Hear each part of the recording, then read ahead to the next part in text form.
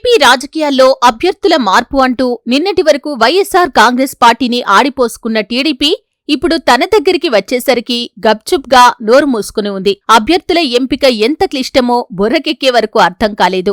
సర్లే, అది వాళ్ల పార్టీ వాళ్ళిష్టమనుకోండి. అసలు విషయంలోకి వస్తే విజయవాడ ఎంపీ సీటు విషయంలో పెద్ద రాద్ధాంతమే జరిగిందట. కేశినేని నానికి ఎంపీ సీటు ఇవ్వాలని చంద్రబాబు పట్టుబట్టారట. ప్రస్తుత పరిస్థితుల్లో నానిని కాదంటే విజయవాడలో దెబ్బతింటామని, ఈసారికి నానికి టికెట్ ఇద్దామని, అలా అయితేనే పార్టీకి ఉపయోగం అని చంద్రబాబు బలంగా ఉన్నారట. అయితే కేశినేని నానికి టికెట్ ఇచ్చే విషయంలో చినబాబు నారా లోకేష్ ససేమిరా అన్నారట. ఎట్టి పరిస్థితుల్లోనూ కేశినేని చిన్నీకి మాత్రమే టికెట్ ఇవ్వాలని, అతనైతేనే గెలుస్తాడని పంతం పట్టాడట. ఒకవేళ నానికి టికెట్ ఇచ్చినట్లయితే చిన్నీ సహకరించడని, ఓడిపోవటం ఖాయమని, విజయవాడలో నేను కూడా తిరగను అని బెదిరింపులకు దిగినట్లు టీడీపీలో గుసగుసలు వినిపిస్తున్నాయి.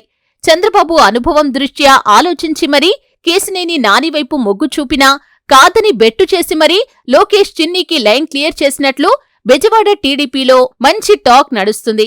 2 ఏళ్లుగా కేశినేని బ్రదర్స్ వ్యవహారం రోడ్డెక్కిన మాట వాస్తవమే. దీనికి కారణం కూడా పరోక్షంగా లోకేష్ అనేది సత్యం.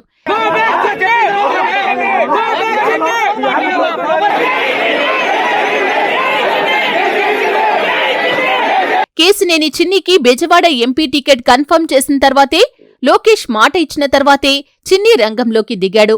నాని చంద్రబాబు వర్గమైతే చిన్నీ లోకేష్ వర్గంగా పోటాపోటీ యుద్ధం నడుస్తుంది. లోకేష్ పాదయాత్ర విజయవాడ వచ్చినప్పుడు కూడా కేశినేని నాని దూరంగా ఉన్నారు. హడావిడి అంతా చిన్నీదే. అప్పట్నుంచే కేశినేని బ్రదర్స్ మధ్య ఉప్పు నిప్పుగా మారాయి పరిస్థితులు.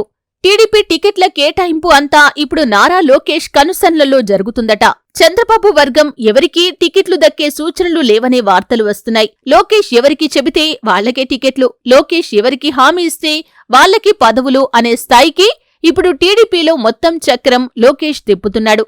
ఇందుకు నిదర్శనమే Bezawada MP TDP ticket Kesineni చిన్నీకి వెళ్లటం ఖాయం కావటం. రాబోయే రోజుల్లో ఇంకెన్ని పరిణామాలు చూడాలో ఇలాంటివి.